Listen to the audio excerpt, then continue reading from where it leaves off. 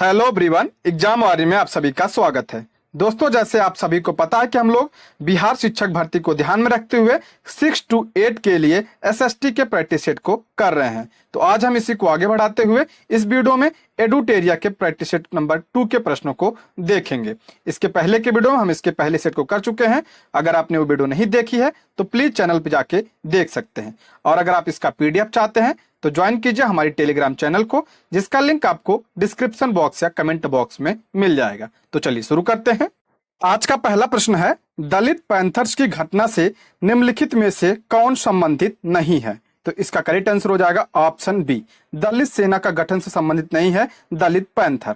दलित panther जो है किससे संबंधित है? तो जाति प्रथा का उन्मूलन, भूमिहीन गरीब किसानों की उन्नति, औद्योगिक रूप से शोषण से मुक्ति से संबंधित है। ऑप्शन बी इसका करेक्ट आंसर हो जाएगा। दलित पैंथर्स की बात करते हैं। दलित पैंथर जो है दलित युवाओं का संगठन था। इसका गठन नामदेव ढसाल, जेपी पवार एवं अरुण कांबले ने 1972 में मुंबई में किया था। इसको भी ध्यान रखिएगा। इसका लक्ष्य क्या था? तो दलितों के अधिकारों के लिए आवाज उठाना एवं जाति आधारित असमानता और अन्याय का विरोध करना इसका प्रमुख लक्ष्य था। ठीक है, ऑप्शन बी इसका करेक्ट आंसर हो जाएगा। आगे बढ़ते हैं।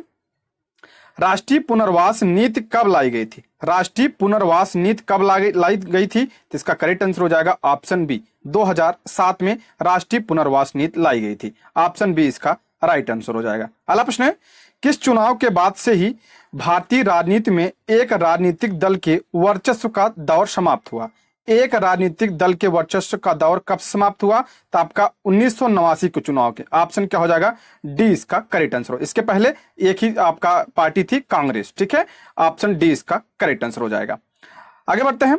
निम्नलिखित में से नगर पालिका से संबंधित 12वीं अनुसूची में कुल कितने विषय हैं? नगर पालिका में किसमें है? ये 12वीं अनुसूची में कह रहा है, उसमें कितने विषय हैं? तो इसमें इसका राइट आंसर हो जाएगा ऑप्शन बी, नगर पालिका में 18 विषय हैं। ठीक है, नगर पालिका की बात करें, नगर पालिका को संवैधानिक दर्जा कब प्रदान किया गया?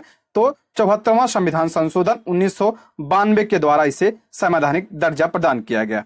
और किस अनुसूची में शामिल किया गया? तो इसे 12वीं अनुसूची में शामिल किया गया। अगर पूछा जाए भाग, तो संविधान के किस भाग में? तो संविधान के भाग 9 का में क्या है? नगर पालिका है। आर्टिकल की बात करें, आर्टिकल 243 पी से लेकर आर्टिकल 243 जेड जी तक है हमारा नगर पालिका। इसमें कितने हैं? इसमें आपका 18 विषय हैं। अगर हम बात करें यही ग्राम पंचायत की, ग्राम पंचायत को किस संविधान संशोधन के द्वारा लाया गया था? तो आपका 73वें संविधान संशोधन के द्वारा इसे संवैधानिक मान्यता प्राप्त की गई थी। और इसमें कितने विषय हैं? तो आपका इसमें 29 विषय हैं। ये भी ध्यान रखिएगा, इंपॉर्टेंट है। आगे बढ़ते हैं। निम्नलिखित में से किस अधिनियम के द्वारा भारतीय विधान परिषद को बजट पर बहस करने की शक्ति प्रदान की गई? किस अधिनियम के द्वारा भारतीय विधान परिषद को बजट पर बहस करने की शक्ति प्राप्त हुई? तो इसका करेक्ट आंसर हो जाएगा ऑप्शन डी, भारतीय परिषद अधिनियम 1892 के द्वारा भारतीय विधान परिषद को बजट पर बहस करने की शक्ति प्राप्त हुई। ऑप्शन क्या हो जाएगा? डी इसका राइट आंसर हो जाएगा। अगला प्रश्न है, स्वतंत्रता के पूर्व दिनों में प्रारंभ में किसने संविधान निर्मात्री सभा का विचार प्रस्तुत किया? संविधान निर्मात्री सभा का विचार सर्वप्रथम किसने? तो ऑप्शन ए इसका करेक्ट आंसर हो जाएगा, एम.एन. रॉय ने।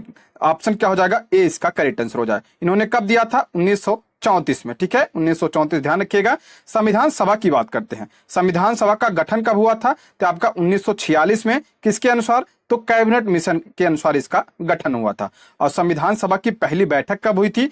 तो 9 दिसंबर 1946 को इसकी पहली बैठक हुई थी। और इसके पहले अध्यक्ष कौन बने थे?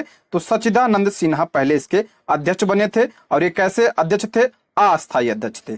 उसके बाद आपका ध्यान रखिएगा, 11 दिसंबर 1946 को जब बैठक होती है, इसमें अस्थायी अध्यक्ष कौन बनाया जाता है? तो डॉक्टर राजेंद्र प्रसाद को अस्थायी अध्यक्ष बनाया जाता है। ठीक है, इसको भी ध्यान रखिएगा।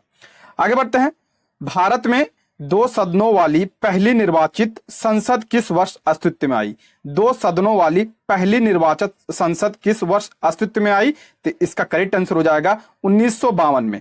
ऑप्शन क्या हो जाएगा? बी इसका करेक्ट आंसर हो जाएगा। भारत में प्रथम आम चुनाव कब हुए? तो आपका 1951-52 में हुए थे। ऑप्शन बी इसका करेक्ट आंसर हो जाएगा। डायरेक्ट कभी कभी प्रश्न बन जाता है कि राज्यसभा का गठन कब हुआ था? तो 1952 में राज्यसभा का गठन हुआ था। इसको भी ध्यान रखिएगा, डायरेक्ट प्रश्न आ जाता है। आगे बढ़ते हैं। संविधान पांडुलेखन समिति का निम्न में से कौन सदस्य नहीं था? पांडुलेखन समिति का मतलब है प्रारूप समिति, ठीक है, प्रारूप समिति। प्रारूप समिति में जो है कितने सदस्य थे? तो 7 सदस्य थे। देखिए कभी कभी ऐसे पूछ लिया जाता है कि डॉक्टर भीमराव अंबेडकर के अलावा कितने सदस्य थे? तो आपका 6, इसको ध्यान रखिएगा। अब प्रारूप समिति के जो अध्यक्ष कौन थे? तो डॉक्टर भीमराव अंबेडकर इसके क्या थे? अध्यक्ष थे। कह रहा है इसमें कौन सदस्य नहीं था? तो ऑप्शन डी इसका करेक्ट आंसर होगा। जवाहरलाल नेहरू जो है इसके सदस्य नहीं थे, ठीक है। जवाहरलाल नेहरू संघ शक्ति समिति एवं संघीय संविधान समिति के अध्यक्ष थे, इसको भी ध्यान रखिएगा। बाकी प्रारूप समिति में मोहम्मद सादुल्ला, के एम मुंशी, ए के अय्यर और एन गोपाल अयंगर, एन माधव राव और टी कृष्णाचारी जो है इसमें शामिल थे। टोटल 6। अगर पूछा जाए भीमराव अम्बेडकर इनको लेकर तो 7 थे, ठीक है, टोटल 7 थे। अगर अध्यक्ष का नाम दिया हो तो 6, ठीक है। आगे बढ़ते हैं।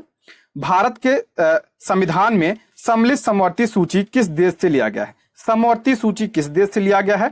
कॉमन प्रश्न है, तो ऑप्शन बी इसका करेक्ट आंसर हो जाएगा। या ऑस्ट्रेलिया के संविधान से लिया गया है, ऑप्शन क्या हो जाएगा? बी इसका करेक्ट आंसर हो जाएगा। देखिए, और ये जो 3 सूचियां हैं, कौन कौन सी? आपका केंद्र सूची, राज्य सूची और समवर्ती सूची। ये तीनों सूचियां जो है संविधान के किस अनुसूची में है? तो ये 7वीं अनुसूची में है, ध्यान रखिएगा, 7वीं अनुसूची में। केंद्र सूची पे विषय पर जो है कानून कौन बनाता है? तो आपका केंद्र सरकार। राज्य सूची पर राज्य सरकार और समवर्ती सूची पर दोनों जो है बनाते हैं। समवर्ती सूची में आपका शिक्षा आता है, इसको भी ध्यान रखिएगा। शिक्षा किस में आता है? आपका समवर्ती सूची में आता है। और वर्तमान में समवर्ती सूची में कितने विषय शामिल हैं?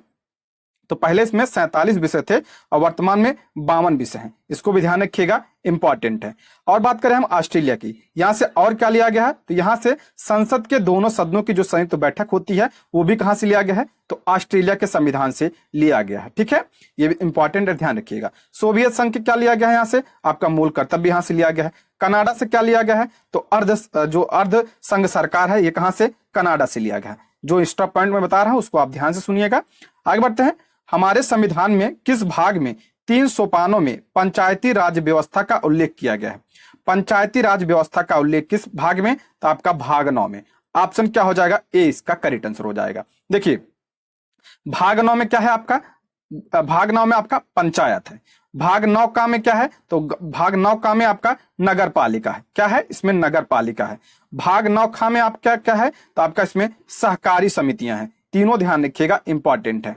अगर और बात करें हम भाग 10, भाग 10 में क्या है? तो आपका अनुसूचित जाति और जनजाति क्षेत्र किसमें है? तो भाग 10 में है। भाग 11 की बात करते हैं तो संघ और राज्यों के बीच संबंध किसमें है? तो भाग 11 में है। भाग 12 की बात करते हैं, इसमें आपका वित्त, संपत्ति, संविदाएं और वाद है, इसमें ये है, इसको ध्यान रखिएगा। पंचायती राज तो भाग 9 में, इंपॉर्टेंट है, इसको ध्यान रखिएगा। आगे बढ़ते हैं। भारतीय संविधान के किस अनुच्छेद में केंद्र शासित प्रदेशों के लिए उच्च न्यायालय का प्रावधान है? बहुत इंपॉर्टेंट प्रश्न है। केंद्र शासित प्रदेशों के लिए उच्च न्यायालय ने यानी हाई कोर्ट की बात किसमें है? तो आर्टिकल 241 में है। देखिए, बीपीएससी में जितने भी प्रश्न हैं सब बीपीएससी द्वारा पूछे जा चुके हैं, तो इसको आप ध्यान से पूरा वीडियो लास्ट तक जरूर देखिएगा, ठीक है। और यूटी के लिए किसमें है हाई कोर्ट? आपका 241 में है। अगर यह पूछे राज्यों के लिए हाई कोर्ट किसमें है? तो आर्टिकल 214 में है, ठीक है, इसको ध्यान रखिएगा। आगे बढ़ते हैं। राज्य भूमि सुधार अधिनियमों को संवैधानिक सुरक्षा प्रदान करने हेतु शामिल किया गया। राज्य भूमि सुधार अधिनियमों को संवैधानिक सुरक्षा प्रदान करने हेतु शामिल किया गया है किसमें? तो आपका ये 9वीं अनुसूची में, ठीक है। भूमि सुधार संबंधी कानून जो है किसमें है? तो आपका 9वीं अनुसूची में। ऑप्शन क्या हो जाएगा? बी इसका करेक्ट आंसर हो जाएगा। देखिए, 9वीं अनुसूची को कब जोड़ा गया था? तो आपका पहला संविधान संशोधन था उसके द्वारा 1951 में से जोड़ा गया था। पहले कितनी अनुसूची थी? पहले जो है आपकी 8 ही थी। वर्तमान में कितनी अनुसूचियां हैं? तो 12 अनुसूचियां हैं। 9वीं अनुसूची में क्या है आपका? 9वीं अनुसूची में आपका भूमि सुधार अधिनियम है, इसको ध्यान रखिएगा, बहुत ही इंपॉर्टेंट है ये। और बात करें हम 7वीं अनुसूची में। 7वीं अनुसूची में अभी पीछे बात मैंने बताया, इसमें आपका जो सूचियां हैं तीनों, आप केंद्र सूची, राज्य सूची, ये सब किसमें है? 7वीं अनुसूची में। 8वीं अनुसूची में क्या है आपका? भाषा है। जो 22 भाषाएं हमारी किसमें है? 8वीं अनुसूची में। 10वीं अनुसूची की बात कर लेते हैं हम, इसमें आपका दल बदल अधिनियम है। दल बदल अधिनियम किसमें है? 10वीं अनुसूची में है, ठीक है। आगे बढ़ते हैं। राज्यपाल से संबंधित कथनों पर विचार कीजिए। राज्यपाल से संबंधित कथनों पर विचार कीजिए। पहला कह रहा है 7वें संविधान संशोधन अधिनियम के अनुसार एक ही व्यक्ति 2 राज्यों का राज्यपाल हो सकता है। बात सही है। 7वां संविधान संशोधन ये कब हुआ था? तो आपका हुआ था 1956 में यह हुआ था। और इसके अनुसार एक ही व्यक्ति 2 राज्यों का राज्यपाल हो सकता है, तो ये सही हो जाएगा।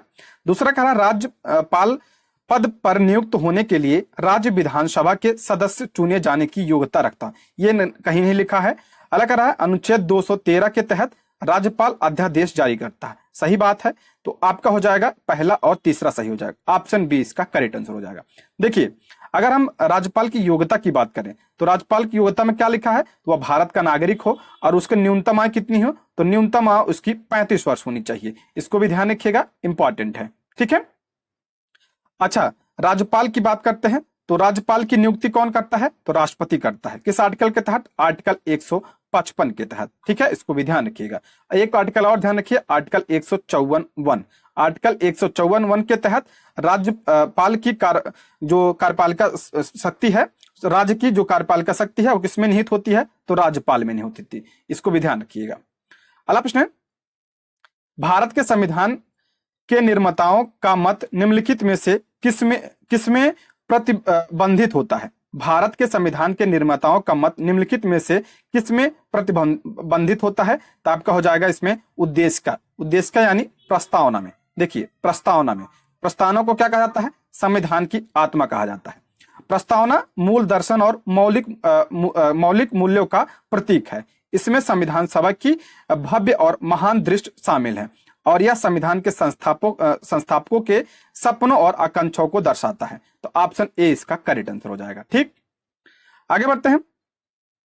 निम्नलिखित में से कौन सा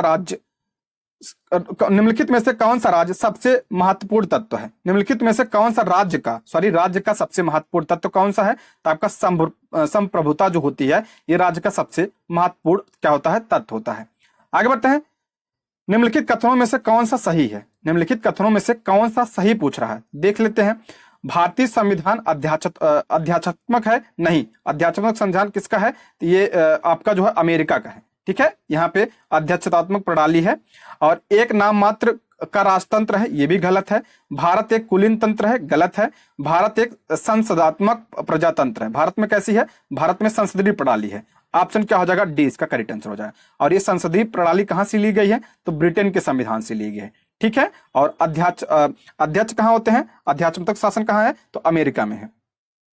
अगला प्रश्न है, भारतीय संविधान की प्रकृति है, भारतीय संविधान की प्रकृति कैसी है, तो आपका ऑप्शन डी, अंशतः कठोर है और अंशतः लचीला हमारा संविधान है और ये विश्व का सबसे बड़ा लिखित संविधान है। सबसे बड़ा लिखित संविधान कौन सा है, तो आपका भारत का है। ठीक है, आगे बढ़ते हैं। उच्च न्यायालय की व्याख्या के अनुसार निजी भवनों के ऊपर राष्ट्रीय झंडे को फहराना डैश के तहत एक नागरिक का मौलिक अधिकार है।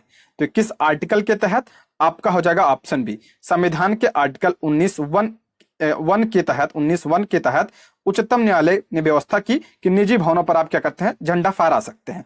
ऑप्शन क्या हो जाएगा, बी इसका करेक्ट आंसर हो जाएगा। और यह निर्णय सुप्रीम कोर्ट ने नवीन जिंदल बनाम भारत संघ जो 2004 में हुआ था उसमें यह निर्णय दिया था। ठीक है, इसको भी ध्यान रखिएगा, ऑप्शन बी इसका करेक्ट आंसर हो जाएगा। और यह मूल अधिकार है। 19(a) में क्या है आपका, तो इसमें आपका वाक्य एवं अभिव्यक्ति की स्वतंत्रता है। ठीक है, अगला प्रश्न है, किस संविधान संशोधन द्वारा संविधान में यह प्रावधान किया गया कि मंत्रिपरिषद में प्रधानमंत्री सहित मंत्रियों की कुल संख्या लोकसभा के कुल संख्या के 15% से अधिक नहीं हो सकती। ये बहुत ही इंपॉर्टेंट प्रश्न है, इसको ध्यान रखिएगा, इसको ध्यान से एक बार फिर से पढ़ें। किस संविधान संशोधन द्वारा संविधान में यह प्रावधान किया गया कि मंत्रिपरिषद में प्रधानमंत्री सहित मंत्रियों की कुल संख्या लोकसभा के कुल संख्या का 15% से अधिक नहीं होना चाहिए। ये किसमें कहा गया, तो आपका ये 91वें संविधान संशोधन में कहा गया और ये कब हुआ था, 2003 में। मंत्रिपरिषद की संख्या कितनी, 15% से क्या होती है, अधिक नहीं होनी चाहिए। ठीक है, ऑप्शन ए इसका करेक्ट आंसर हो जाएगा। अगला प्रश्न है, भारतीय राष्ट्रीय ध्वज में चक्र किसका प्रतीक है। भारतीय राष्ट्रीय में जो ध्वज है उसमें जो अशोक चक्र है किसका प्रतीक है, तो ये न्याय का प्रतीक है। ऑप्शन बी इसका करेक्ट आंसर हो जाएगा। अगर बात करें राष्ट्रीय ध्वज की, तो राष्ट्रीय ध्वज का जो है डिजाइन किसने किया था, तो इसका पिंगली वेंकैया ने इसको डिजाइन किया था। इसको भी ध्यान रखिएगा। और जो है इसे अपनाया कब गया था राष्ट्रीय ध्वज को, तो इसे 22 जुलाई 1947 को इसे अपनाया गया था। ये भी ध्यान रखिए, पूछा जाता है, इंपॉर्टेंट है। अगला प्रश्न है, भारत के संविधान के किस भाग में मौलिक कर्तव्य उल्लिखित है।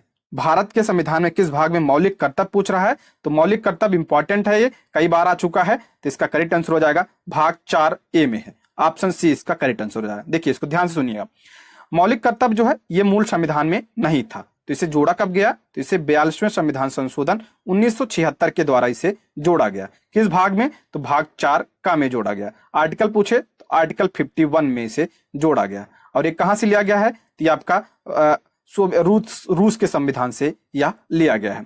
ठीक है, और किस समिति की सिफारिश पर लाया गया था ये, तो आपका सरदार स्वर्ण सिंह समिति की सिफारिश पर। जब जोड़ा गया था तब कितने थे, तो 10 थे। ध्यान रखिए, जब जोड़ा गया था तो 10 मूल कर्तव्य जोड़े गए थे, और अब वर्तमान में कितने हैं, 11। 11वां मूल कर्तव्य 86वें संविधान संशोधन 2002 के तहत जोड़ा गया। ये शिक्षा से संबंधित है, इसको ध्यान रखिए, जितना पॉइंट्स बताए हूं सारे इंपॉर्टेंट है। ठीक है, आगे बढ़ते हैं। वह राष्ट्र का प्रतिनिधित्व करता है परंतु राष्ट्र का नेतृत्व नहीं करता, यह उक्ति निम्न में से किस पर लागू होती है। वह राष्ट्र का प्रतिनिधित्व करता है परंतु राष्ट्र का नेतृत्व नहीं करता, ये किस पर लागू होता है, तो आपका ऑप्शन बी राष्ट्रपति पर यह लागू होता है। ऑप्शन बी इसका राइट आंसर हो जाए। आप सभी को पता है राष्ट्रपति जो है ये संवैधानिक प्रधान होता है। ठीक है, यानी ये नाम मात्र प्रधान है, बाकी वास्तविक जो है शक्तियां किसमें है, तो वास्तविक शक्तियां आपका प्रधानमंत्री में निहित होती हैं। ऑप्शन बी इसका राइट आंसर हो जाएगा। आगे बढ़ते हैं। राज्य के नीति निर्देशक सिद्धांतों को भारतीय संविधान में शामिल किए जाने का उद्देश्य है। देखिए नीति निर्देशक सिद्धांत से प्रश्न जरूर बनता है, तो इसका उद्देश्य क्या है, तो इसका करेक्ट आंसर हो जाएगा आपका कल्याणकारी राज्य की स्थापना करना। तो इसमें आपका सामाजिक प्रजातंत्र को स्थापित करना और आर्थिक प्रजातंत्र को स्थापित करना, इसमें हो जाएगा ऑप्शन ई, उपयुक्त में से एक से अधिक। ठीक है, ऑप्शन ए इसका करेक्ट आंसर हो जाएगा। देखिए अगर हम बात करते हैं नीति निर्देशक सिद्धांतों की, तो नीति निर्देशक सिद्धांत की बात करते हैं तो ये आपका किस भाग में है, तो ये भाग 4 में है। किस में है, तो भाग 4 में इसका उल्लेख किया गया है। आर्टिकल की बात करें 36 से लेकर 51 में इसका उल्लेख है, 36 से लेकर 51। और ये कहां से लिया गया है, तो आपका आयरलैंड के संविधान से यह लिया गया है, इसको भी ध्यान रखिएगा, इंपॉर्टेंट है। अगला प्रश्न है, निम्न में से किस एक की अध्यक्षता ऐसे व्यक्ति द्वारा होती है जो उसका सदस्य नहीं होता है। किसकी अध्यक्षता ऐसे व्यक्ति द्वारा की जाती है जो उसका सदस्य नहीं होता है, तो आप सभी को पता है राज्यसभा। ऑप्शन सी इसका करेक्ट आंसर हो जाएगा। राज्यसभा की अध्यक्षता कौन करता है, तो उपराष्ट्रपति करता है। उपराष्ट्रपति जो है इसका अध्यक्षता करता है और इसका सदस्य नहीं होता है। और 21 आर्टिकल में कहा गया है, तो आर्टिकल 64 में कहा गया है कि राज्यसभा का अध्यक्ष कौन होगा, उपराष्ट्रपति। किस आर्टिकल में, आर्टिकल 64 में। उपराष्ट्रपति की बात करें, ये पद जो है किस आर्टिकल में है, तो आर्टिकल 63 में है। और जो है कहां से लिया गया है यह पद, तो अमेरिका के संविधान से यह पद लिया गया है। ठीक है, आगे बढ़ते हैं। किस अधिनियम के द्वारा ब्रिटिश संसद में चाय और चीन के साथ व्यापार को छोड़कर ईस्ट इंडिया कंपनी के व्यापार के भारत के साथ व्यापारिक एकाधिकार को समाप्त कर दिया। किस अधिनियम के द्वारा ब्रिटिश संसद में चाय और चीन के साथ व्यापार को छोड़कर ईस्ट इंडिया कंपनी के भारत के साथ व्यापारिक एकाधिकार को समाप्त कर दिया था, तो किसके द्वारा, 1813 में जो चार्टर एक्ट आया था उसके द्वारा ईस्ट इंडिया कंपनी जो व्यापारिक अधिकार था, एकाधिकार, उसको समाप्त कर दिया था। ठीक है, ऑप्शन ए इसका करेक्ट आंसर हो जाएगा। आगे बढ़ते हैं। निम्नलिखित में से किस अधिनियम द्वारा संवैधानिक निरंकुशता का सिद्धांत प्रभावित होता है। संवैधानिक निरंकुशता का सिद्धांत किससे, तो आपका हो जाएगा ऑप्शन सी, 1935 का जो भारत सरकार अधिनियम था। ऑप्शन सी इसका करेक्ट आंसर हो जाएगा। और इसी एक्ट के माध्यम से प्रांतों में जो द्वैध शासन था उसे समाप्त कर दिया गया। प्रांतों में द्वैध शासन कब लागू हुआ था, 1919 में, इसे 1935 में समाप्त कर दिया गया। इसके बाद केंद्र में जो द्वैध शासन लागू किया गया 1935 के द्वारा। ठीक है, इसको ध्यान रखिएगा। आगे बढ़ते हैं। स्वतंत्रता के पूर्व दिनों में प्रारंभ में किसने संविधान सभा निर्माण का विचार प्रस्तुत किया। प्रश्न आ चुका है, एमएन रॉय ने। ऑप्शन ए इसका राइट आंसर हो जाएगा। आगे बढ़ते हैं। निम्नलिखित में से संविधान प्रारूप समिति के सदस्य कौन थे। प्रारूप समिति के सदस्य इसमें पूछ रहा है, इसके पहले हमने पढ़ा था कौन नहीं था, इसमें पूछ रहा है प्रारूप समिति के सदस्य कौन थे। तो आप पीछे मैंने बताया एन गोपाल स्वामी जो है थे, और आपका अल्लादी कृष्णा स्वामी अय्यर थे। बाकी जवाहरलाल नेहरू नहीं थे, सरदार पटेल भी नहीं थे। आपका हो जाएगा ऑप्शन सी, 1 और 3। ठीक, आगे बढ़ते हैं। भारतीय संविधान में राज्यों की संघ की संकल्पना को प्राप्त किया। भारतीय संविधान में राज्यों की संघ की संकल्पना को प्राप्त किया गया, तो आपका हो जाएगा ब्रिटिश नॉर्थ अमेरिका अधिनियम से, यानी कनाडा के, ध्यान रखिए बस, इसमें कनाडा के संविधान से। ऑप्शन क्या हो जाएगा, सी इसका करेक्ट आंसर हो जाएगा। ठीक, आगे बढ़ते हैं। सूची 1 और सूची 2 को मिलाना है। एक तरफ जो है संविधान की अनुसूची दिया है, दूसरा तरफ विषय। आप 12वीं अनुसूची जरूर ध्यान रखिएगा, इससे प्रश्न बनता है। चतुर्थ अनुसूची की बात करें, इसमें आपका राज्यसभा है। पंचम अनुसूची में क्या है, तो पंचम अनुसूची में आपका जनजाति क्षेत्र है। अष्टम में अभी पीछे मैंने बताया भाषा संबंधी 22 भाषाएं। नवम में भी पीछे आ चुका है भूमि सुधार। ठीक है, इस हिसाब से मिला लीजिएगा। आगे बढ़ते हैं, राष्ट्रपति द्वारा अध्यादेश जारी करने की शक्ति किस अनुच्छेद में प्रदान किया गया है। अध्यादेश, राष्ट्रपति की बात कर रहा है यहाँ पे, आर्टिकल 123 के द्वारा राष्ट्रपति क्या करता है, अध्यादेश जारी करता है। अध्यादेश कब जारी किया जाता है, जब कोई सदन जो है सत्र में ना हो, तब अध्यादेश जारी किया जाता है। ठीक है, अगर राज्यपाल की बात करें, राज्यपाल 213 अभी पीछे पढ़ा मैंने। ठीक है, आगे बढ़ते हैं। प्रत्यक्ष प्रजातंत्र किस देश में है, प्रत्यक्ष प्रजातंत्र जो है किस देश में है, तो आपका स्विट्जरलैंड में। ऑप्शन सी इसका करेक्ट आंसर हो जाएगा। और ये प्रत्यक्ष प्रजातंत्र होता क्या है, तो जब जनता स्वयं कानून बनाए और स्वयं जो है राजनीति सुनिश्चित करे तथा सरकारी कर्मचारियों पर नियंत्रण रखे, उस व्यवस्था को क्या कहा जाता है, तो उसे प्रत्यक्ष प्रजातंत्र कहा जाता है। ये कहां पे है, तो आपका स्विट्जरलैंड में है। आगे बढ़ते हैं, भारत में सुदूर पूर्व क्षेत्रों के पुनर्गठन किस संशोधन अधिनियम द्वारा किया गया। सुदूर पूर्व क्षेत्र की बात कर रहा है, यानी पूर्वोत्तर भारत की बात कर रहा है। यहाँ पे किस संशोधन अधिनियम के द्वारा किया गया, तो आपका हो जाएगा 1971, 27वां संविधान संशोधन 1971 के द्वारा। इसी के द्वारा आपका मणिपुर, त्रिपुरा वगैरह की स्थापना हुई थी और मिजोरम, मेघालय और अरुणाचल प्रदेश को यूटी बनाया गया था। ठीक है, ऑप्शन ए इसका राइट आंसर हो जाएगा। अगला प्रश्न है, निम्नलिखित में से कौन भारतीय संघीय व्यवस्था की विशेषता नहीं है। भारतीय संघीय व्यवस्था की कौन सी विशेषता नहीं है, इंपॉर्टेंट प्रश्न है, इसको ध्यान से सुनिएगा। तो इसका करेक्ट आंसर हो जाएगा आपका दोहरी नागरिकता। दोहरी नागरिकता जो है ये हमारे यहाँ नहीं है। हमारे यहाँ कैसी है भारत में, तो भारत में एकल नागरिकता है। दोहरी नागरिकता कहाँ पे है, तो आपका अमेरिका में कैसे है, तो दोहरी नागरिकता है। ठीक है, ऑप्शन ए इसका राइट आंसर हो जाए। बाकी शक्तियों का विभाजन तो यही है, जैसे कार्यपालिका एक अलग शक्ति है, विधायिका एक अलग, न्यायपालिका एक अलग, यही है शक्तियों का विभाजन। और संविधान की सर्वोच्चता है ही है, और स्वतंत्र न्यायपालिका भी हमारे यहाँ। ठीक है, ऑप्शन ए इसका करेक्ट आंसर हो जाएगा। अगला प्रश्न है, केंद्र राज्य संबंधों में प्रमुख अड़चने क्या रही है। केंद्र राज्य संबंधों में प्रमुख अड़चने क्या रही है, तो राज्यपाल की भूमिका और अनुच्छेद 356 जिसके तहत राष्ट्रीय आपातकाल लगाया जाता है, और राष्ट्रपति शासन लगाया जाता है, और राज्यों की केंद्र पर निर्भरता, तो आ जाएगा ऑप्शन ई, उपयुक्त में से एक से अधिक। ये सब अड़चने हैं। ठीक है, आगे बढ़ते हैं। भारत में वित्त आयोग का कार्यकाल कितने वर्ष होता है। वित्त आयोग का कार्यकाल कितने वर्ष, तो 5 वर्ष। प्रत्येक 5 वर्ष बाद जो है वित्त आयोग का गठन किया जाता है। किसके द्वारा, तो राष्ट्रपति के द्वारा। अब वित्त आयोग किस आर्टिकल में है, तो आर्टिकल 280 में है। और वर्तमान में कौन सा चल रहा है, तो 15वां वित्त आयोग चल रहा है। और इसके अध्यक्ष कौन है, तो इसके अध्यक्ष वर्तमान में एनके सिंह है। ये भी ध्यान रखिएगा। दोस्तों, यदि आप हमारे चैनल पे नए हैं तो प्लीज चैनल को सब्सक्राइब करें, और अगर आपको वीडियो पसंद आती है तो लाइक, शेयर और कमेंट में करें। आगे बढ़ते हैं। पंडित जवाहरलाल नेहरू प्रथम प्रधानमंत्री के रूप में शपथ निम्नलिखित में से किस स्थान पर लिया। पंडित जवाहरलाल नेहरू प्रथम प्रधानमंत्री के रूप में जो शपथ कहां लिए थे, तो लाल किले में। ऑप्शन क्या हो जाएगा, बी इसका करेक्ट आंसर हो जाएगा। ठीक है, आगे बढ़ते हैं। भारत में लोकतंत्र की बहाली के बाद भारतीय नागरिकों को अधिकार प्राप्त हुए। भारत में लोकतंत्र की बहाली के बाद भारतीय नागरिकों को अधिकार प्राप्त हुए, तो इसका करेक्ट आंसर हो जाएगा कौन सा, मौलिक अधिकार प्राप्त हुए, इसके बाद मतदान का अधिकार प्राप्त हुए, जन प्रतिनिधित्व चुनने का अधिकार, तो यानी ऑप्शन डी, उपयुक्त में से ऑप्शन ई होगा, उपयुक्त में से एक से अधिक। अब तो 4 ही ऑप्शन आएंगे, इसको ध्यान से देखिएगा आप लोग। आगे बढ़ते हैं। भारत सरकार विविध कल्याणकारी योजनाओं को लागू किसके माध्यम से करता है। भारत सरकार विविध कल्याणकारी योजनाओं को जो है लागू किसके माध्यम से, तो आपका राज्य के नीति निधक सिद्धांतों के माध्यम से। राज्य के नीति निधक सिद्धांत जो है ये कल्याणकारी जो है राज्य की बात करते हैं। अगला है, राज्यों का पुनर्गठन आयोग कब बना। राज्यों का पुनर्गठन आयोग कब बना, तो 22 दिसंबर 1953 में। किसकी अध्यक्षता में, तो फजल अली की अध्यक्षता में। इसे फजल अली आयोग भी कहा जाता है। इनकी अध्यक्षता में राज्य पुनर्गठन का क्या हुआ था, गठन हुआ था, राज्य पुनर्गठन आयोग का। ऑप्शन क्या हो जाएगा, सी इसका राइट आंसर हो जाएगा। आगे इतिहास के प्रश्न है। देखिए, इसमें जो है इसके 4 प्रैक्टिस सेट में आपका पॉलिटी और हिस्ट्री है, और इसके बाद की जो प्रैक्टिस सेट है उसमें आपका ज्योग्राफी और इकोनॉमिक्स है। ठीक है, तो आप 4 तक इसको वेट करिए, उसके बाद आपका भूगोल और अर्थव्यवस्था आएगा। ठीक है, आगे बढ़ते हैं।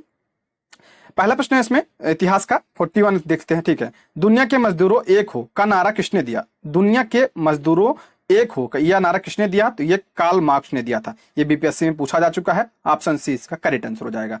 कार्ल मार्क्स की बात करें तो ये जो है इनकी पुस्तक ध्यान रखिएगा आप, दास कैपिटल। दास कैपिटल किसकी पुस्तक है? तो ये आपका जो है कार्ल मार्क्स की है। इनकी एक पुस्तक और है, द कम्युनिस्ट मैनिफेस्टो, वही इनकी पुस्तक है, ये भी ध्यान रखिएगा। आगे बढ़ते हैं। किसके सिक्कों पर बगदाद के अंतिम खलीफा का नाम सर्वप्रथम अंकित हुआ? बगदाद के अंतिम खलीफा का नाम किसके सिक्कों पर? तो आपका अलाउद्दीन महमूद शाह, ऑप्शन डी इसका करेक्ट आंसर। उसके बाद इल्तुतमिश ने भी किया था इसको, मतलब अंकित करवाया था। आगे बढ़ते हैं। भारत में कागज का प्रयोग कब से प्रारंभ हुआ?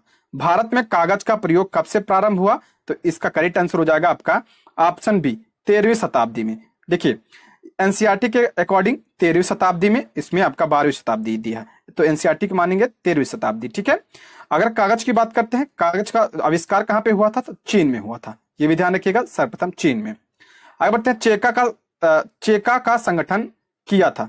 चेका का गठन जो है किसने किया था? तो आपका लेनिन ने किया था। ऑप्शन ए इसका करेक्ट आंसर है। लेनिन को रूसी क्रांति का जनक कहा जाता है। वर्ड हिस्ट्री से प्रश्न बनते हैं तो इसको आप ध्यान से देखिएगा। अगला प्रश्न है, विलियम प्रथम ने किसे बाजीगर कहा था? विलियम प्रथम ने किसे बाजीगर? तो बिस्मार्क को कहा था। ऑप्शन ए इसका करेक्ट आंसर हो जाएगा। अच्छा बताइए, भारत का बिस्मार्क किसे कहा जाता है? ये आप कमेंट बॉक्स में जरूर बताइए, आज का प्रश्न है ये। आगे बढ़ते हैं। कोल विद्रोह। कोल विद्रोह 1831-32 का नेतृत्व किसने किया था? कोल विद्रोह कब हुआ था? 1831-32 में। इसका नेतृत्व किसने किया था? देखिए इसमें बुद्धो भगत भी शामिल थे। जोया भगत का भी नाम मिलता, गंगा नारायण, यानी ऑप्शन ई, उपयुक्त में से एक से अधिक, ऑप्शन ई इसका राइट आंसर हो जाए। और ये कोल विद्रोह छोटा नागपुर पठार क्षेत्र में हुआ था। आगे बढ़ते हैं। निम्न युग्मों में कौन सा सुमेलित नहीं है? कौन सा सुमेलित नहीं है? तो ऑप्शन ए इसका राइट आंसर हो जाएगा। जवाहरलाल नेहरू की पुस्तक नहीं, हिंद स्वराज। हिंद स्वराज जो है ये महात्मा गांधी की पुस्तक है। बाकी मौलाना अबुल कलाम आजाद की है आपका इंडियन विंस फ्रीडम, और सुभाष चंद्र बोस की इंडियन स्ट्रगल, और लाला लाजपत राय की हैप्पी इंडिया, ध्यान रखिएगा, ठीक है। आगे बढ़ते हैं। जब राजा कोडियार ने मैसूर राज्य की स्थापना की, तब विजयनगर साम्राज्य का शासक कौन था? जब राजा कोडियार ने मैसूर राज्य की स्थापना की, तब विजयनगर साम्राज्य का शासक कौन था? तो आपका वेंकट द्वितीय था। ऑप्शन क्या हो जाएगा? डी इसका करेक्ट आंसर हो जाएगा। विजयनगर की बात करें, विजयनगर साम्राज्य की स्थापना किसने की थी? तो हरिहर और बुक्का ने की थी, इसको भी ध्यान रखिएगा, ठीक है। आगे बढ़ते हैं। निम्न में से किस अधिनियम के द्वारा अंग्रेजों ने भारत में सर्वप्रथम परोक्ष निर्वाचन प्रणाली की शुरुआत की? परोक्ष निर्वाचन प्रणाली मतलब अप्रत्यक्ष निर्वाचन प्रणाली, तो आपका हो जाएगा 1892 के अधिनियम के तहत। ऑप्शन क्या हो जाएगा? डी इसका राइट आंसर हो जाएगा। अल्लाह, निम्न में से कौन सी तिथि मुस्लिम लीग ने सीधी कार्यवाही दिवस हेतु सुनिश्चित की? सीधी कार्यवाही दिवस, तो आपका 16 अगस्त 1946, ऑप्शन डी इसका करेक्ट आंसर हो जाएगा। सीधी कार्रवाई दिवस 16 अगस्त 1946। मुस्लिम लीग की स्थापना कब हुई थी? 1906 में, सलीमुल्लाह खान और आगा खां के नेतृत्व में। आगे बढ़ते हैं। स्वतंत्र भारत के लिए संविधान की रचना हेतु संविधान सभा का विचार निम्न में से सर्वप्रथम प्रस्तुत किया। सर्वप्रथम किसने किया था? देखिए इसमें 1900 आपका ऑप्शन बी, कांग्रेस पार्टी 1936 और स्वराज पार्टी 1934 में की थी, ठीक है, इसको भी ध्यान रखिएगा। आगे बढ़ते हैं। जयप्रकाश नारायण को राष्ट्रीय स्तर के नेता की पहचान किस संदर्भ में मिली? जयप्रकाश नारायण को जो है पहचान कब मिली? तो भारत छोड़ो आंदोलन में। ऑप्शन ए इसका करेक्ट आंसर हो जाए। भारत छोड़ो आंदोलन की घोषणा कब हुई थी? 8 अगस्त 1942 को, ठीक है। और जयप्रकाश नारायण को क्या कहा जाता है? लोकनायक भी कहा जाता है। आगे बढ़ते हैं। भारत छोड़ो आंदोलन का नेतृत्व किसने किया? तो किसने किया था? तो महात्मा गांधी ने। ऑप्शन सी इसका करेक्ट आंसर हो जाएगा। आगे बढ़ते हैं। द्वितीय विश्व युद्ध के समय ब्रिटेन का प्रधानमंत्री कौन था? द्वितीय विश्व युद्ध के समय ब्रिटेन का प्रधानमंत्री कौन था? आपका था विंस्टन चर्चिल। ऑप्शन सी इसका करेक्ट आंसर हो जाएगा। देखिए द्वितीय विश्व युद्ध कब हुआ था? तो आपका 1939 से 1945 तक चला था, ठीक है। और इस समय ब्रिटेन का प्रधानमंत्री विंस्टन चर्चिल। एक प्रश्न और बनता है कि जब भारत आजाद हुआ था उस समय कौन था प्रधानमंत्री? तो क्लीमेंट एटली जो है उसमें प्रधानमंत्री थे, ये भी ध्यान रखिएगा, पूछा जाता है ये। अगला प्रश्न है। All India state people's Congress का गठन कब हुआ? All India state people's Congress का गठन कब हुआ? तो इसका गठन आपका 1927 में हुआ था। 1927 में मुंबई में इसका गठन हुआ था। और इसमें हिंदी में पूछा जाए तो इसका पूरा नाम है हिंदी में अखिल भारतीय राज्य जन सम्मेलन, ठीक है। अगला प्रश्न है। 1934 में कांग्रेस सोशलिस्ट पार्टी की स्थापना की थी। 1934 में कांग्रेस सोशलिस्ट पार्टी की स्थापना किसने की? तो इसका राइट आंसर हो जाएगा इसका करेक्ट आंसर हो जाएगा ऑप्शन सी, जयप्रकाश नारायण और आचार्य नरेंद्र देव द्वारा इसकी स्थापना की गई थी। ऑप्शन सी इसका करेक्ट आंसर होगा। इसके अध्यक्ष आचार्य नरेंद्र देव थे और इसके जो है महासचिव जयप्रकाश नारायण थे। 1934 ध्यान रखिएगा, इंपॉर्टेंट है। कांग्रेस सोशलिस्ट पार्टी, इसी से संबंधित आपका राम मनोहर लोहिया भी थे। ठीक है, अब सविनय अवज्ञा आंदोलन शुरू हुआ। सविनय अवज्ञा आंदोलन शुरू हुआ कब? तो दांडी मार्च के बाद। आप सभी को पता है, ऑप्शन सी इसका करेक्ट आंसर हो जाए। दांडी मार्च कब हुआ था? तो आपका 12 मार्च 1930 से लेकर जो है 5 मार्च 1930 तक क्या चला था, सॉरी 5 अप्रैल 1930 तक आपका चला था दांडी मार्च। और 6 अप्रैल को गांधी जी ने नमक कानून को तोड़कर सविनय अवज्ञा आंदोलन की शुरुआत की थी। ऑप्शन सी इसका करेक्ट आंसर हो जाएगा। अगला प्रश्न है, इसमें और कुछ देख लेते हैं। होम रूल जो है आंदोलन कब हुआ था? होम रूल भारत में 1916 में हुआ था। और बंगाल विभाजन कब हुआ था? बंगाल विभाजन आपका 1905 में हुआ था, ये भी ध्यान रखिएगा। और कांग्रेस ने पूर्ण स्वराज की मांग कब की थी? 1929 में की थी। ये सब ध्यान रखिएगा, इंपॉर्टेंट प्रश्न है। अगला है, निम्न में से किसने भारतीय राष्ट्रीय कांग्रेस के कराची अधिवेशन का सभापतित्व किया था?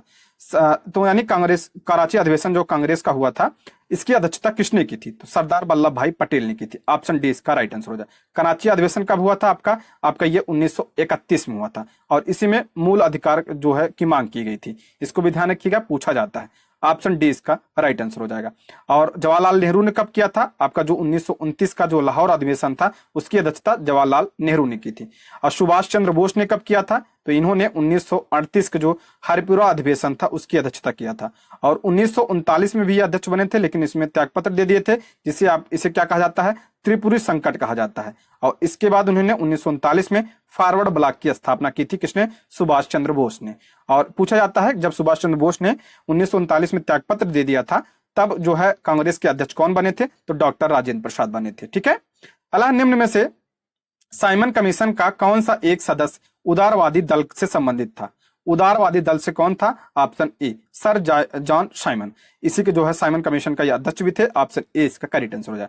साइमन कमीशन की बात करें, इसका गठन कब हुआ था? तो आपका इसका गठन 8 नवंबर 1927 को इसका गठन हुआ था। और ये भारत कब आया था? 3 फरवरी 1928 को यह भारत आया था। इसमें कितने सदस्य थे?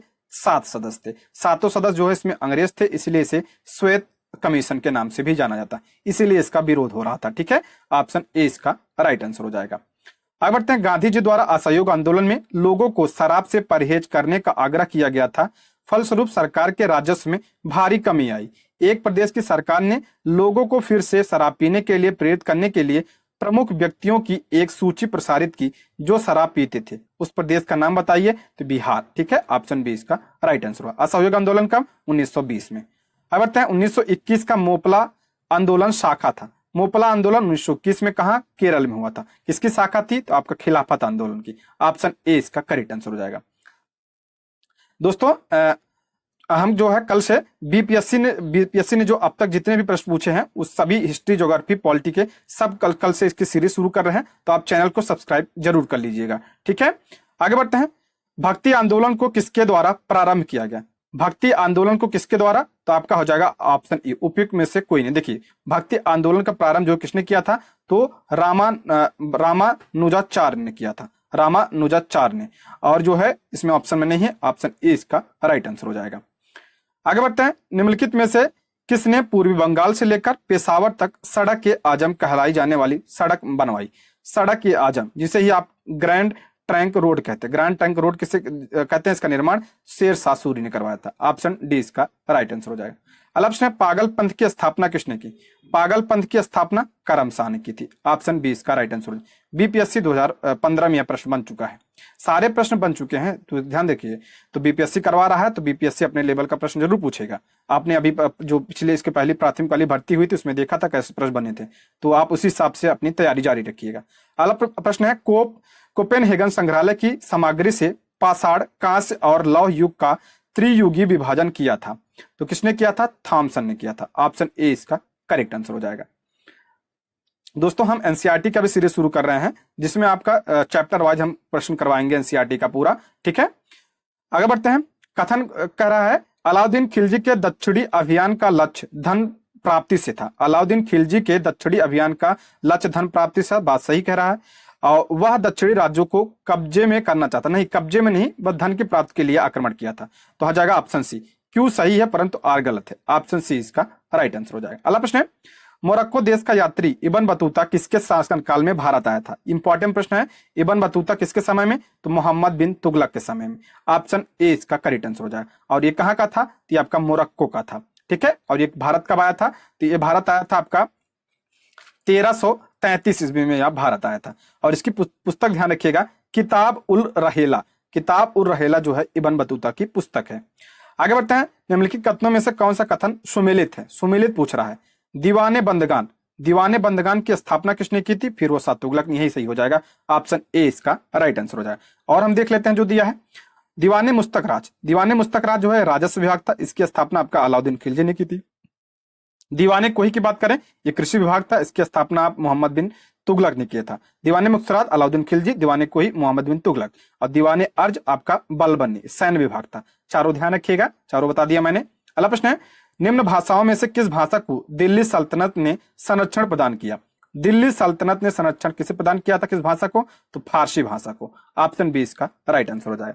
अगला प्रश्न है, निम्नलिखित में से किसे सर्वश्रेष्ठ स्तूप मानते हैं? सर्वश्रेष्ठ स्तूप कौन सा है? तो आपका सांची का स्तूप। इसका निर्माण अशोक ने करवाया था, मध्य प्रदेश में है। अगला प्रश्न है, निम्नलिखित में से किसे भारत की शादी कहा जाता है? भारत की शादी अमीर हसन को कहा जाता है। और भारत का तोता किसे कहा जाता है? अमीर खुसरो को कहा जाता है। अगला प्रश्न है, हुमायूं ने चुनार दुर्ग पर प्रथम बार आक्रमण कब किया? चुनार दुर्ग का प्रथम बार आक्रमण कब किया था? तो आपका 1532 में किया था। ऑप्शन ए इसका राइट आंसर हो जाएगा। अगला प्रश्न है, सिंधु सभ्यता संबंधित है। सिंधु सभ्यता यह किससे संबंधित है? तो आपका आद्य ऐतिहासिक युग से संबंधित है। ऑप्शन ए बी इसका राइट आंसर। देखिए, इतिहास को समझने के लिए 3 भागों में बांटा गया है। आपका एक पहला है प्रागैतिहासिक काल, दूसरा है आपका आद्य ऐतिहासिक काल, और तीसरा है आपका ऐतिहासिक। देखिए, प्रागैतिहासिक काल में साक्ष्य नहीं मिले हैं, और आद्य ऐतिहासिक काल में आपका साक्ष्य प्राप्त हुए हैं, यानी परंतु जो है लिपि पढ़ी नहीं गई है। इसमें आपका कौन सा आता है? आपका इसमें सिंधु सभ्यता आती है, और इसमें वैदिक सभ्यता आती है। और ऐतिहासिक युग में आपका इसमें साहित्यिक साक्ष्य भी मिले, सारे साक्ष्य भी मिले, और पढ़े भी जा चुके हैं। ठीक है, इसको ध्यान रखिएगा। सिंधु सभ्यता किसमें आती है? आद्य ऐतिहासिक युग में आती है। और ये कैसी सभ्यता थी? ये नगरीय सभ्यता थी। ठीक है, आगे बढ़ते हैं। भारत के किस स्थल की खुदाई से लौह धातु के प्रचलन के प्राचीनतम प्रमाण मिले हैं? लौह धातु के प्राचीनतम प्रमाण कहां से मिले हैं? तो अतरंजी खेड़ा से मिले हैं। ऑप्शन क्या हो जाएगा? बी इसका करेक्ट आंसर हो जाएगा। अतरंजी खेड़ा से मिले हैं। आगे बढ़ते हैं। चीनी यात्री ह्वेनसांग ने भारत की यात्रा किसके समय में की थी? ह्वेनसांग ने किसके समय में? तो आपका जो है हर्षवर्धन के समय में। यही बात करें चंद्रगुप्त विक्रमादित्य की, इनके समय में कौन आया था? तो फायान आया था, ये भी चीनी यात्री था। ठीक है, आगे बढ़ते हैं। किसके शासनकाल में डायमेकस भारत आया था? डायमेकस जो है किसके काल में? तो आपका बिंदुसार के काल में। ऑप्शन बी इसका राइट आंसर हो जाएगा। ऑप्शन बी इसका करेक्ट आंसर हो जाएगा। और डायमेकस जो है ये सीरियन नरेश अंतियोकस का राजदूत था। अभी हम कितने 3 पढ़ चुके हैं, 4 देखिए। अभी पीछे पढ़ा था हमने कौन सा? इसके पहले आपका इब्न बतूता आया था, मोरक्को का था। किसके समय में? मोहम्मद बिन तुगलक के समय। उसके बाद आपका हर्षवर्धन के समय में ह्वेनसांग, और चंद्रगुप्त के समय में फाहियान, और डायमेकस जो है बिंदुसार के समय में। ये सब ध्यान रखिएगा। आगे बढ़ते हैं। निम्नलिखित मौर्य वंश के शासकों में कौन आजीवक संप्रदाय से संबंधित था? आजीवक संप्रदाय से कौन संबंधित था? आपका बिंदुसार संबंधित था। ऑप्शन बी इसका राइट आंसर हो जाए। और चंद्रगुप्त मौर्य किससे संबंधित था? ये जैन धर्म से संबंधित था। भद्रबाहु से इसने शिक्षा ली थी। ठीक है, दीक्षा ली थी। आगे बढ़ते हैं। प्रथम गुप्त शासक जिसने परम भागवत की उपाधि धारण की। इंपॉर्टेंट प्रश्न है, परम भागवत की उपाधि किसने धारण? तो आपका चंद्रगुप्त द्वितीय ने धारण की थी। ऑप्शन बी सी इसका राइट आंसर हो जाएगा। और इसे ही चंद्रगुप्त विक्रमादित्य के नाम से जाना जाता है। कार्यकाल की बात करें 375 ईस्वी से लेकर 415 ईस्वी तक। आगे बढ़ते हैं। निम्न में से दक्षिण भारत में कौन सा राजवंश अपनी नौ सैनिक शक्ति के लिए प्रसिद्ध था? नौ सैनिक के लिए शक्ति के लिए कौन? तो चोल वंश। ठीक है, ऑप्शन ए इसका राइट आंसर हो जाएगा। चोल वंश की स्थापना किसने की थी? तो विजयालय ने इसकी स्थापना की थी। ये भी ध्यान रखिएगा। अगला प्रश्न, चरक संहिता नामक पुस्तक किस विषय से संबंधित है? चरक संहिता जो है ये चिकित्सा से संबंधित है। ऑप्शन सी इसका करेक्ट आंसर हो जाए। और चरक जो है किसके दरबार में थे? तो कनिष्क के दरबार में थे। ठीक है, इसको ध्यान रखिएगा, इंपॉर्टेंट है। ठीक है दोस्तों, ये रहे आज के प्रश्न। Thank you for watching.